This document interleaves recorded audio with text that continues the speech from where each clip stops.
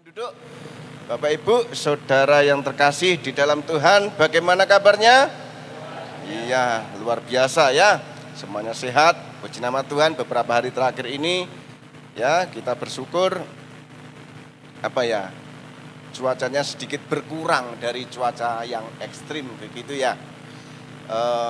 Memang masih agak mendung-mendung begitu, tetapi tidak beruntun hujan seperti beberapa waktu yang lalu. Saudara yang terkasih di dalam Tuhan, buka Mazmur pasal 50 ya. Saudara sekalian, Mazmur pasal 50 judulnya ibadah yang sejati.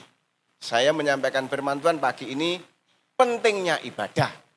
Saudara sekalian ya, dibuka saja dulu ya. Saya akan mengawali saudara sekalian bahwa saya seringkali mengutip dua ayat firman Tuhan berkaitan dengan ibadah. 1 Timotius 4 ayat 8, latihan badani terbatas gunanya, tetapi ibadah itu berguna dalam segala hal karena mengandung janji baik untuk hidup ini maupun untuk hidup yang akan datang. Ya, lalu Ibrani 10 ayat 25, janganlah kita menjauhkan diri dari pertemuan-pertemuan ibadah kita seperti dibiasakan oleh beberapa orang, tetapi marilah kita saling menasihati dan semakin giat melakukannya menjelang hari Tuhan yang mendekat. Saudara sekalian, jadi ibadah itu penting. Saudara sekalian, lebih dari itu ibadah itu sangat penting. Katakan kepada kanan kiri, ibadah itu sangat penting loh, ayo.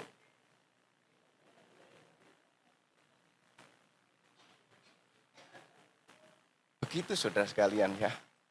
Ibadah itu sangat penting ya bagi orang yang percaya. Coba Bapak Ibu buktikan saja ya. Kalau memang hati kita itu sudah terbuka untuk Tuhan. Sekali waktu misalkan kita nggak datang ibadah dengan kesibukan apapun begitu ya. Hati ini rasanya hampa. Hati ini rasanya ada sesuatu yang hilang. Hati ini ada sesuatu yang seperti ya, ada sesuatu yang memang terhilang. Ya, saya kapan hari itu ngobrol sama seorang dokter, saudara sekalian ya. Ya, jadi karena beliau ini adalah seorang dokter, jadi istilah-istilah kedokteran, istilah-istilah psikologi dia sangat familiar. Ya, di dalam otak manusia itu ada namanya itu lobus frontal ya, lobus frontal. Ya, tentu ini sudah mengalami kajian penelitian yang mendalam. Ya. Kenapa Bu ketawa? Lobus frontal. Saudara, jadi di otak manusia itu ada satu item ya, yang itu kalau tidak terpenuhi secara maksimal itu akan mempercepat demensia atau Alzheimer. Ya, nggak tahu. Beda-beda tipis itu. Ya. Ya, tetangganya itu sama pikun ya. Jadi demensia atau Alzheimer ya. Nah, untuk mencegah supaya kita itu atau orang-orang itu jangan sampai pikun, jangan sampai demensia, jangan sampai mengalami Alzheimer. Saya sedikit agak kesulitan membedakan demensia sama Alzheimer, tapi itu mirip-mirip itu. Itu ya. Itu bahasa gampangnya itu pikun ya. Enggak. Ya lupa semuanya namanya pikun saudara. Jadi lobus frontal ini harus distimulasi. Harus dirangsang terus. Dengan kegiatan-kegiatan apa saudara? Kegiatan-kegiatan rohani. Ya. Rajin beribadah. Membaca Alkitab atau firman Tuhan secara rutin. Itu merangsang, menstimulasi yang namanya lobus frontal itu supaya saudara kita semuanya itu jangan sampai mengalami pikun tadi. Atau misalkan itu pikun, kita tentu nggak berharap ya. Tapi pikunnya itu besok kalau sudah sangat tua itu. Karena saudara, fakta membuktikan ya kadang-kadang belum sampai usia yang begitu lanjut, orang itu bisa didapati pikun. Orang itu bisa didapati lupa akan semuanya. Nah, supaya tidak terjadi seperti itu, dokter sebut ya. Dan beliau dengan rekan-rekannya itu mengadakan seminar-seminar, ya dalam kemasan seminar rohani begitu, saudara.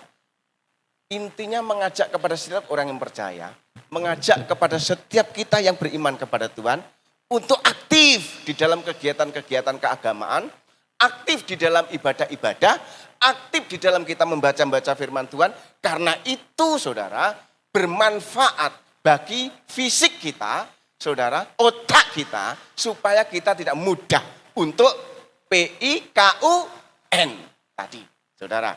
Ya, jadi tidak hanya kebutuhan-kebutuhan batiniah rohani ini terisi manakala kita setia beribadah kepada Tuhan, tetapi secara fisik ya, otak kita itu saudara akan terus terstimulasi dan pada akhirnya akan fresh terus bahwa kita tidak memungkiri seiring bertambahnya umur tetaplah namanya penurunan itu terjadi pasti. Tapi kegiatan-kegiatan keagamaan, kegiatan-kegiatan kerohanian seperti kita pagi hari ini hadir, seberapa kita yang ada, tanpa kita sadari, itu membuat lobus frontal kita, yang ada di otak kita itu saudara, akan terus aktif, ya, akan terus berfungsi, akan terus membuat kita itu tetap fresh, gitu ya. Jadi memperlambat apa yang dikatakan sebagai pikun, demensia, atau Alzheimer. Jadi tipsnya apa saudara? Kegiatan-kegiatan rohani, ya. Kita harus rajin beribadah, baca Alkitab. Lalu juga ada semacam riset, saudara. Riset ini dilakukan di Duke University. Duke University itu di North Carolina. Ya, Pak Paulus Manto Wibowo kalau ke Amerika itu selalu ke state North Carolina. Di sana ada perguruan tinggi yang sangat elit. Duke University, tidak tahu bacanya Duke atau Duck atau Duke gitu ya. Saudara, jadi riset itu dilakukan tahun 2002, sebelum 2002, karena saya membaca bukunya Living, apa itu di situ ya, bukunya itu Living Religion yang menulis Mary Pat Fisher ya tahun 2002 halaman 19, itu berarti risetnya kan sebelum tahun itu. Saudara di situ dikatakan begini ya, saya bacakan Nyun Sewu dalam bahasa Romo Inggil ya, ya. Religious faith is also beneficial for our physical health. Jadi kegiatan-kegiatan rohani itu bermanfaat untuk kesehatan fisik kita. Jadi tidak hanya untuk kehidupan rohani kita, tapi juga kehidupan fisik kita. Dan itu sesuai dengan 1 Timotius 4 ayat berapa tadi? Ayat 8 tadi. Ya, ibadah itu berguna dalam segala hal. Kan begitu, karena mengandung janji, tidak hanya hidup di dunia ini, tapi di kehidupannya akan datang. Saudara, itu juga mengatakan mereka yang melakukan riset itu, ya, they have found that those who attend religious services, mereka-mereka yang rajin menghadiri kegiatan-kegiatan keagamaan atau or read scripture regularly, ya, atau yang membaca Alkitab secara reguler, secara rutin, are significantly longer live. Itu cenderung kehidupannya, umurnya itu lebih panjang. Loh, ini ada penelitiannya loh, saudara. Ini ilmiah loh, saudara sekalian. Tidak hanya cenderung umurnya lebih panjang, orang-orang yang setia beribadah itu, orang-orang yang membaca Alkitab secara rutin itu, ya, penelitian menunjukkan bahwa orang-orang yang seperti ini tuh cenderung tidak mengalami depresi atau stres. Jadi kalau Bapak Ibu sudah mulai ada ketegangan-ketegangan dalam otak, dalam pikiran ini, lampiaskan bukan kepada hal-hal yang tidak berguna, lampiaskan dengan membaca Alkitab begitu ya, misalkan, atau menyanyi, atau ya membangun hubungan yang pribadi kepada Tuhan, itu lebih bermanfaat. Ya, mengurangi stres. Lalu tidak hanya sampai di situ, lebih spesifik, mengurangi tekanan darah. Ya, less likely to have high blood pressure. Dan perhatikan, dan hampir 90% ya, orang-orang yang aktif dalam kegiatan-kegiatan keagamaan itu penelitian mengatakan tidak merokok. Ya, saudara sekalian ya. Jadi ada penelitiannya loh, bahwa kegiatan-kegiatan yang kita lakukan beribadah seperti ini gitu ya, minggu pagi kita datang, kita hadir gitu ya, lalu tidak hanya minggu di antara minggu itu, ya. Kita hampir tiap hari ada kegiatan, apalagi menjelang Natal kayak gini ya.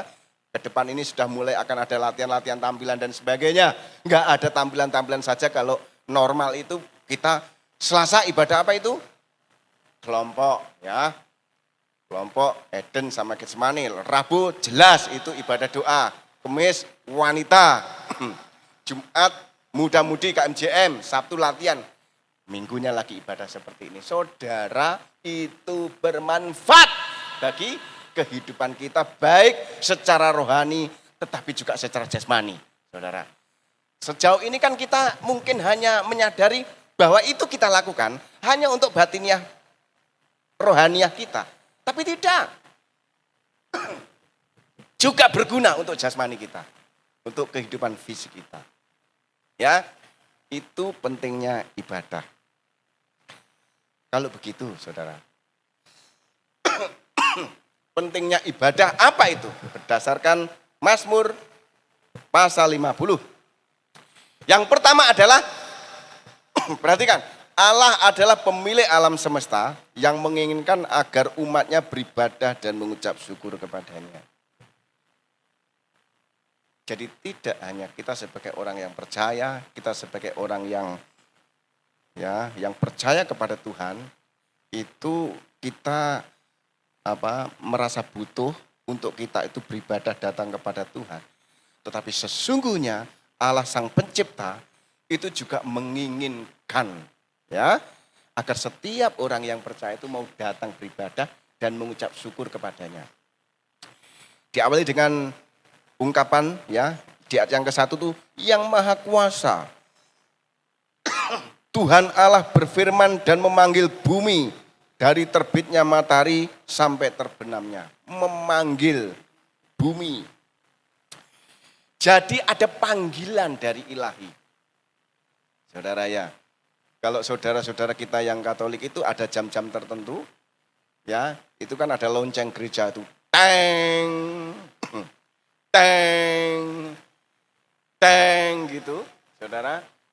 Saya praktek pelayanan di Jemaat Kristen Indonesia Bethesda Ungaran.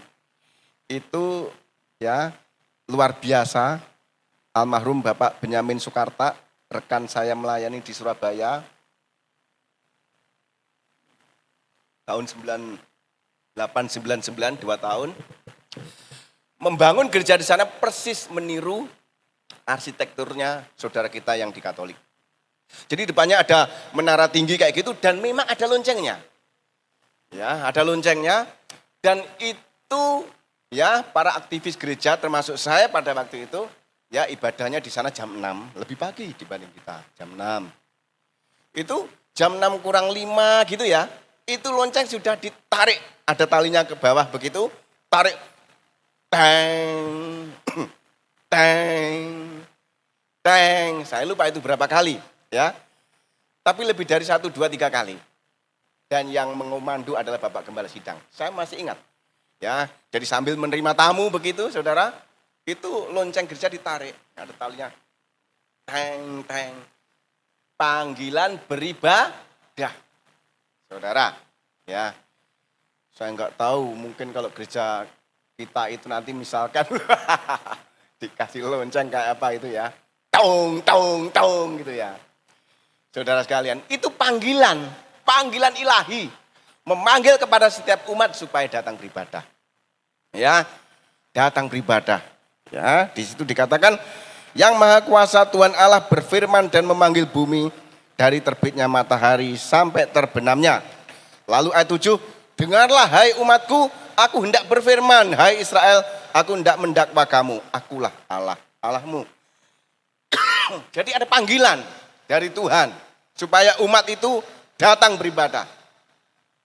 Dan memang pada perjalanan bangsa Israel, saudara, keluar dari tanah Mesir pada waktu itu, memang Tuhan itu mengharapkan kepada umatnya, bangsa Israel itu untuk selalu datang di dalam ibadah-ibadah. Ada panggilan-panggilan khusus. Ada waktu-waktu tertentu di mana Tuhan ingin itu dikhususkan hanya untuk Tuhan, berhenti dari semua aktivitas hanya untuk beribadah kepada Tuhan. Saudara, Tentu bagi kita hari ini adalah hari Minggu, setiap minggu itu sedemikian rupa. Ya, ingat kalau minggu itu adalah waktu di mana Tuhan itu memanggil setiap umatnya ya untuk datang beribadah dulu kepada Tuhan. Mengutamakan hal yang paling utama dalam hidup ini, baru setelah melakukan ibadah kepada Tuhan, lanjutkan dengan kegiatan-kegiatan yang lain. Saya selalu mengingatkan jangan melakukan kegiatan-kegiatan lain dulu baru ibadah. Nanti ujung-ujungnya ibadahnya terancam. Ujung-ujungnya enggak bisa beribadah, saudara. Jadi ini penting. Ya, pentingnya ibadah itu bahwa yang pertama itu Allah memang selalu ingin bersekutu dengan umatnya. Allah selalu ingin intim dengan kita, saudara. Hanya kadang-kala kita sebagai umatnya Tuhan kurang peka akan hal ini. Ya, abai. Ya, kita tidak mau tahu kadang-kala. Kita kadang-kala acuh tak acuh ya, kepada jam-jam tertentu yang sudah ditetapkan. Bahwa itu adalah waktu yang khusus untuk Tuhan. Karena apa saudara? Jadi take and give. Tidak hanya kita butuh Tuhan. Memang kita semuanya butuh Tuhan. Tapi sesungguhnya Tuhan juga butuh kita. Tuhan itu ingin hubungan dia dengan kita umatnya itu intim, dekat, erat. Begitu. Manunggaling kawula kalian Gusti, saudara. Harus kita sadari, saudara. Wadahnya apa? Untuk kita bisa datang kepada Tuhan. Untuk kita bisa menjalin hubungan yang intim, yang erat, yang dekat dengan Tuhan. Wadahnya itu adalah ibadah. Semacam ini salah satunya. Tentu, saudara, ada momen-momen tertentu di mana kita juga harus membangun hubungan yang pribadi kepada Tuhan. Saat teduh, ya toh, tengah malam, gitu. Masa kita kalah sama saudara kita yang di sana, seberang sana. Itu tengah malam melakukan ritual khusus, saudara. Kita juga harus menyediakan memang waktu-waktu khusus, jam-jam tertentu, di mana kita secara pribadi itu membangun hubungan yang intim kepada Tuhan. Setelah membangun hubungan yang intim kepada Tuhan secara pribadi sendirian, mengajak pasukannya, pasangannya. Pasangannya dulu, ya. Saudara sekalian, topiknya berbeda kan. Kalau kita datang kepada Tuhan sendiri dengan didampingi istri, lalu didampingi anak-anak. Misalkan contoh, kalau saya datang kepada Tuhan secara pribadi, saya sengaja ingin menyendiri tanpa istri saya dulu, tanpa anak-anak dulu ya. Ya paling permohonannya bagi Tuhan. Jadikanlah aku orang laki-laki yang setia kepada istri. Ayah yang baik buat ketiga anakku. Itu kan pribadi saya kepada Tuhan. Jadikan aku sebagai orang laki-laki yang bertanggung jawab kepada istriku, kepada anakku, kepada keluargaku. Itu kan pribadi saya kepada Tuhan. Tapi kalau saya didampingi dengan istri saya, doanya sedikit berbeda. Tuhan, kami sebagai orang tua, kami bersyukur telah menjalani hidup bersama ini 20 tahun. Engkau telah menganugerahkan 3 orang putra. Laki-laki semua. Ini misalkan loh ya, Bapak Ibu dengan bahasanya Bapak Ibu bisa praktekkan sendiri di rumah. Ya. Tapi ketika saya didampingi dengan istri saya, jadikanlah kami sebagai orang tua yang bisa mendidik, mengarahkan anak-anak ini untuk takut akan Tuhan, untuk semuanya itu. Kan begitu. Lalu kalau misalkan didampingi lebih banyak lagi dengan anak-anak berdoa, tentu juga agak berbeda tekanannya. Tuhan jadikan kami sebagai sebuah keluarga Kristen yang indah di pemandangan Tuhan, menjadi saksi Kristus di tengah-tengah lingkungan di mana kami ada melatih beningan RT 5 ini ya Tuhan, berkatilah ya Tuhan kami sebagai sebuah keluarga, kiranya menjadi berkat, menjadi garam, menjadi terang, menjadi, kan begitu saudara. Jadi ada hal-hal khusus di mana memang kita mau datang ke pribadi kepada Tuhan, lalu berdua dengan istri, lalu dengan anak-anak, dan kita pagi ini tidak hanya dengan istri, dengan anak-anak, kita seluruh jemaat Tuhan. GKI Elim Tegarjo Yogyakarta datang kepada Tuhan, tentu topiknya, permohonannya kepada Tuhan sifatnya lebih luas.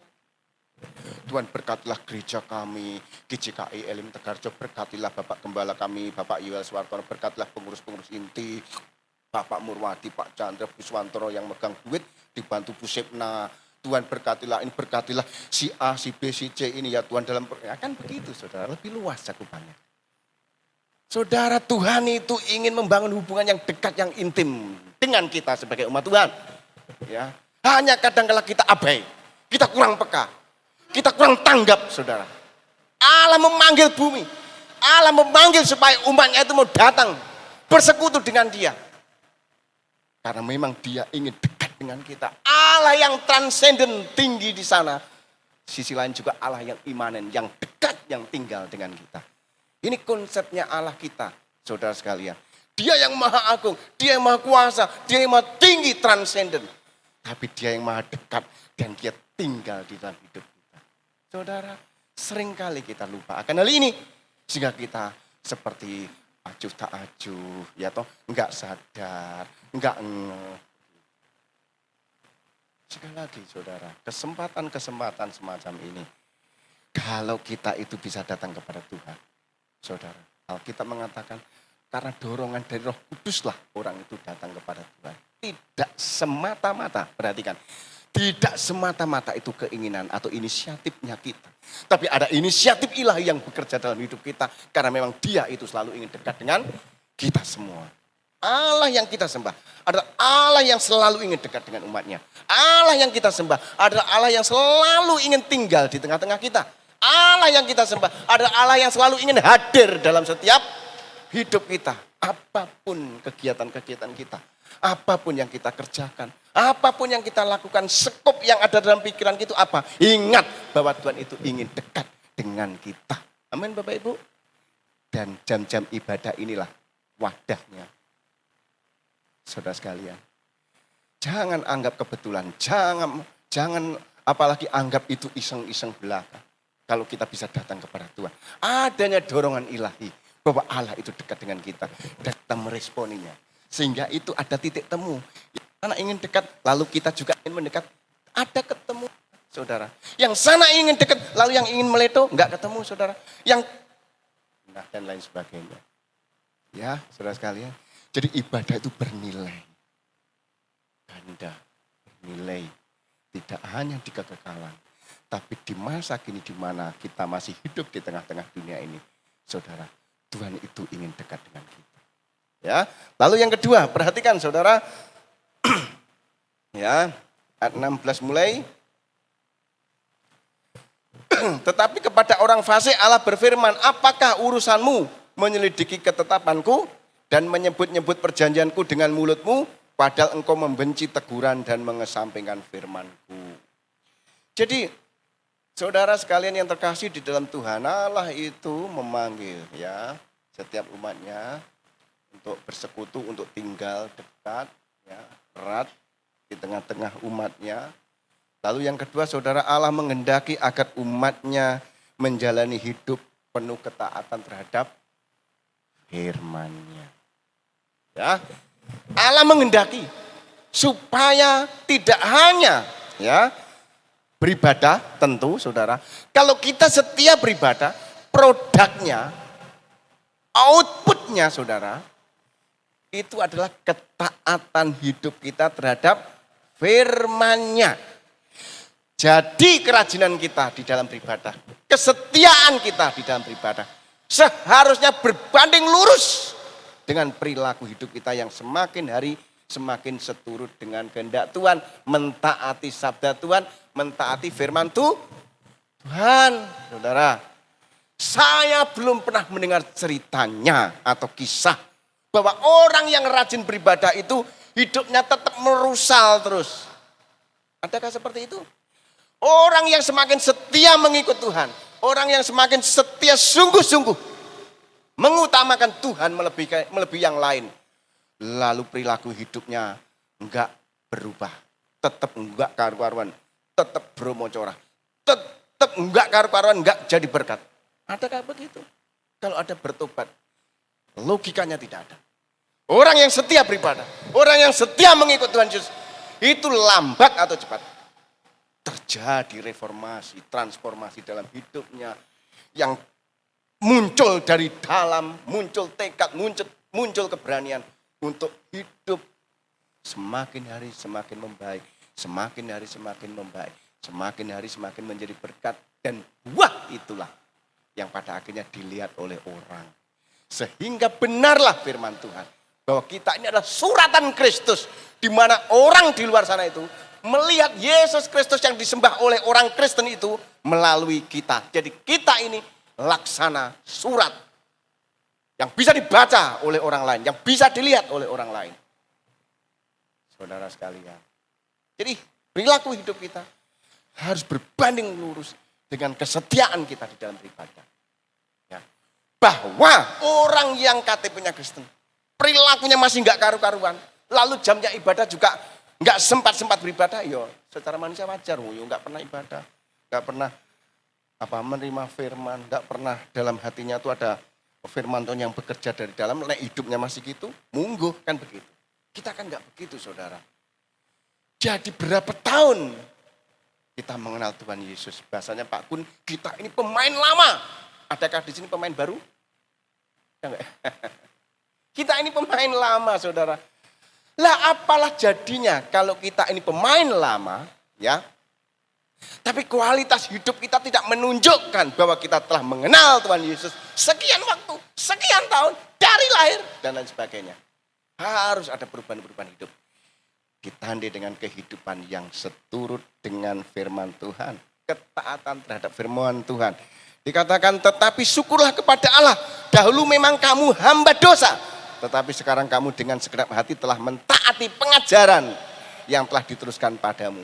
Rasul Paulus mengatakan di Roma 6 ayat 17, saudara sekalian. Pengajaran yang berkaitan dengan apa? Pengajaran yang berkaitan dengan sabda Tuhan, dengan firman Tuhan. Ya. Jadi syukur kepada Allah. Ya, Rasul Paulus melihat jemaat di Roma yang pertumbuhan rohaninya itu luar biasa. Mereka itu dengar-dengaran terhadap pengajaran-pengajaran yang Rasul Paulus berikan. Ada perubahan, ada pergeseran dalam hidup jemaat Tuhan pada waktu itu. Rasul Paulus tetapi syukur kepada Allah. Kan begitu. Sama halnya misalkan ya Bapak Pendeta Iwal Suwartono sebagai orang tua rohani kita, sebagai gembala jemaat kita semua. Lalu hidup kita itu semakin baik gitu ya, semakin seturut dengan kehendak Tuhan tentu ya. Subjektivitasnya Pak Iwal dalam menilai jemaat Tuhan. Lalu ungkapan apa? Misalkan ini analoginya. Syukur kepada Allah ya Tuhan bahwa jemaat GJKI semuanya bertumbuh di dalam iman dan percaya kepada Engkau. Hidupnya seturut dengan pengajaran firman-Mu. Kan begitu saudara. Rasul Paulus juga begitu. Dia ungkapkan itu kepada jemaat di Roma. Syukur kepada Allah. Dia merasa bersyukur bahwa pengajaran yang dia tanam, yang dia tabur, yang dia tanam itu. Ya, itu ada impact-nya, ada dampaknya. Dan itu bisa dilihat secara terukur. Ada pertumbuhan-pertumbuhan rohani. Ada buah-buah yang dihasilkan. Dan itu Tuhan mengendaki yang seperti itu. Jadi jangan sampai saudara, kita itu dikatakan ya, bahwa kita itu membenci teguran dan mengesampingkan firman Tuhan. Jangan. Kita jangan sampai benci terhadap teguran. Saya belajar menahan diri, belajar sabar, dan saya ambil positifnya. Manakala ada teguran-teguran. Ya ada kritikan-kritikan, oh iya, aku salah dalam hal ini.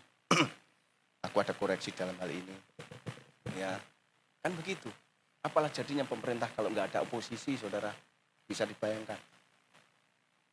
Kalau suatu negara itu pemerintahannya nggak ada oposisi, saudara. Nggak terkendali itu, saudara. Jadi nggak karu-karuan. Tapi kalau ada oposisi, saudara, itu ada penyeimbang. Jadi ada yang ngontrol gitu. Itu diperlukan, saudara. Jadi koreksi itu diperlukan. Teguran-teguran firman Tuhan dalam hidup kita. Itu kita butuhkan. Jadi kalau ada yang sifatnya ditegur oleh firman Tuhan. Ya kita harus berlapang dada saja. Oh iya sih, memang aku harus berubah dalam hal ini. Kan begitu. Ya. Oh iya sih, aku kurang dalam hal ini. Kan begitu. Itu kita dapati, kita temukan di mana? Firman Tuhan. Ya. Yang memang berfungsi salah satunya itu menegur, memperbaiki kelakuan. 2 Timotius 3:16, saudara. Jadi kita harus berlapang dada, ya, supaya hidup kita sebagai anak-anak Tuhan, sebagai orang yang percaya itu taat terhadap firman Tuhan. Jangan sampai hidup kita di pemandangan Tuhan itu dikenal sebagai anak yang tidak taat kepada Tuhan. Bahwa mahkota itu tersedia bagi orang-orang yang taat kepada setiap firman Tuhan. Amin Bapak Ibu. Itu yang kedua, saudara, ya, pentingnya ibadah. Lalu yang ketiga, perhatikan di situ mulai ayat 18, jika engkau melihat pencuri, engkau berkawan dengan dia dan bergaul dengan orang berzina. Mulutmu kau biarkan mengucapkan yang jahat dan pada lidahmu melekat tipu daya.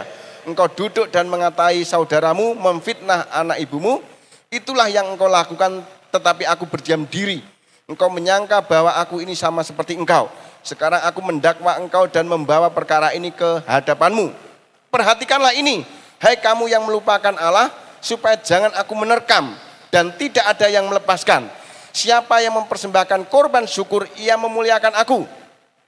Orang yang benar jalannya akan kuperlihatkan kepadanya keselamatan dari Allah.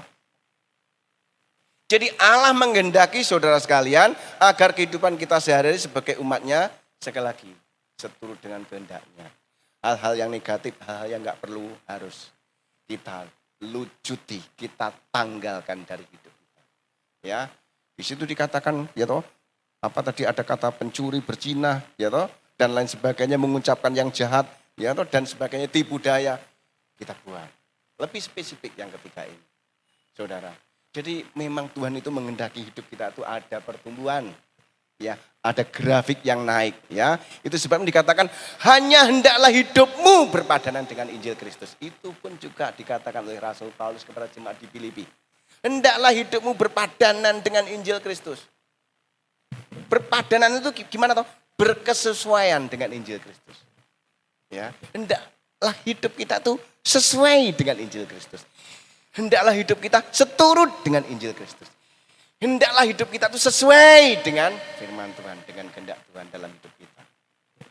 Ya, apapun saudara, hal-hal yang negatif, perilaku-perilaku yang mungkin enggak menjadi berkat, kita tanggalkan, kita buang. Ya, tipu daya, intrik-intrik, ya toh, dan yang lain sebagainya kita buang. Supaya yang ada adalah hal-hal yang baik, fruitful, ya, hal-hal yang menjadi berkat dan itu bisa dinikmati oleh orang lain. Kalau orang lain itu bisa menikmati perilaku-perilaku yang ada dalam hidup kita, yang menjadi produk output dari hidup kita. Saudara, siapakah yang mendapatkan sanjungan pujian kecuali Tuhan Yesus Kristus, Roh Kudus yang bekerja dalam hidup kita. Saudara, kita ini sebagai orang yang percaya, tanggung jawab kita tidak ringan, saudara. Ya toh? Tidak ringan. Kita harus menjadi berkat bagi orang lain. Kita ini tanpa kita sadari, saudara, hidup kita itu menjadi sorotan. Ya. Tanpa kita sadari, saudara. Ya. Hidup kita itu dilihat oleh orang lain. Ya. Tidak tahulah ya, predikat sebagai orang-orang Kristen, predikat sebagai anak-anak Tuhan itu menanggung beban tanggung jawab yang tidak ringan. Ya. Tidak ringan, saudara, karena kita dituntut untuk menjadi saksi Kristus. Kita dituntut untuk hidup kita itu berbeda dengan yang di luar sana, ya. Sehingga ketika kelihatan sedikit gitu ya celah itu mudah sekali dilihat, ya. Nila setitik, susu apa? Iya seperti itu ibarat pepatahnya. Karena apa? Dan itu wajar, saudara. Karena memang kehendak Tuhan dalam hidup kita itu menghendaki kita itu semakin hari semakin seperti Kristus, kan begitu. Sehingga ketika ada celah sedikit, itu celah, saudara, mudah sekali dilihat oleh orang lain. Tetapi jangan takut, roh yang ada dalam diri kita itu lebih besar daripada yang ada di dunia ini. Itu yang membuat kita itu semakin hari semakin kokoh, semakin teguh, semakin kuat di dalam Tuhan. Hidup kita semakin seturut dengan kehendak Tuhan. Perilaku hidup kita, paradigma hidup kita, tutur kata kita, apapun yang berkaitan dengan hidup kita, saudara, memang hendaknya menjadi berkat bagi orang lain. Sehingga hidupmu layak di hadapannya, serta berkenan kepadanya dalam segala hal, dan kamu memberi buah dalam segala pekerjaan yang baik, dan bertumbuh dalam pengetahuan yang benar tentang Allah. Ya, jadi hidup kita tuh ya semakin hari semakin layak di hadapan Tuhan. Harus semakin layak dong, kan begitu. Ya, jangan sampai hidup kita malah semakin gak karu-karuan di hadapan Tuhan. Hidup kita harus semakin layak di hadapan Tuhan. Hidup kita harus semakin sesuai dan seturut dengan kehendak Tuhan. Hidup kita harus benar-benar mencerminkan perilaku-perilaku yang seturut dengan kehendak Tuhan, yang bekerja dalam hidup kita. Sadari saudara sekalian, bahwa kita itu memikul tanggung jawab yang tidak ringan sebagai orang yang percaya. Bahwa memang harus kita semakin hari semakin seperti Kristus itu ya. Hendaklah kamu sempurna seperti Allah yang Kamu adalah sempurna. Loh, Tuhan menghendaki kita tidak main-main, sempurna. Saudara sekalian, kalau dengan kekuatan kita, ya, mustahil, mungkin mustahil. Tapi kekuatan ilahi yang bekerja dalam hidup kita, Roh Kudus yang bekerja dalam hidup kita, memampukan untuk kita menjalani hidup ini dari sehari ke sehari. Ya, dari waktu ke sewaktu. Dan lain sebagainya, semakin hari. Semakin seperti Kristus, semakin seperti Kristus terpancar dalam hidup kita. Dan orang lain diberkati, nama Tuhan dipermuliakan. Amin Bapak Ibu. Itu semuanya kita bisa capai kalau kita setia beribadah. Itulah pentingnya ibadah dalam setiap kehidupan kita sebagai orang yang percaya, sebagai umat Tuhan. Kita tundukkan kepala kita. Bapa kami yang bertata di dalam surga, terima kasih untuk kebenaran firman-Mu pagi hari ini ya Tuhan. Kami sebagai umat yang percaya kepada Engkau, kami bersyukur ya Tuhan Yesus untuk kebenaran firman-Mu pagi ini. Kami diingatkan pentingnya ibadah. Sebagaimana yang Tuhan lakukan pada waktu itu kepada bangsa Israel. Dalam perjalanan mereka keluar dari tanah perbudakan di Mesir menuju tanah Kanaan di perjalanan ya Tuhan. Engkau selalu mengingatkan, Engkau selalu memanggil mereka di waktu-waktu tertentu supaya mereka tetap melakukan ibadah kepada Tuhan. Hal ini pun masih berlaku, masih up to date dan akan terus up to date dalam perjalanan hidup kami, bahwa kami harus merespon panggilan Tuhan untuk kami senantiasa setia beribadah, untuk kami senantiasa menomorsatukan Tuhan dalam hidup kami. Dan wadahnya adalah ibadah-ibadah yang sudah terjadwal di gereja kami. Di samping tentu ya Tuhan, kami memiliki waktu-waktu tertentu untuk sendiri, untuk berdua dengan pasangan kami, untuk dengan anak-anak kami yang sifatnya semakin luas ya Tuhan. Tapi pada intinya ya Tuhan, Engkau ingin dekat dan ingin tinggal dekat di tengah-tengah umatnya, di tengah-tengah kami semua yang percaya kepada Engkau ya Tuhan. Terpujilah nama-Mu ya Tuhan, hamba-Mu berhenti menyampaikan kebenaran firman-Mu, biarlah firman-Mu tidak kembali dengan sia-sia. Roh Kudus memampukan kami untuk kami menjalani hidup semakin hari semakin seturut dengan kehendak Tuhan. Dalam nama Tuhan Yesus Kristus kami berdoa dan kami mengucap syukur. Haleluya, bersama-sama kita katakan amin.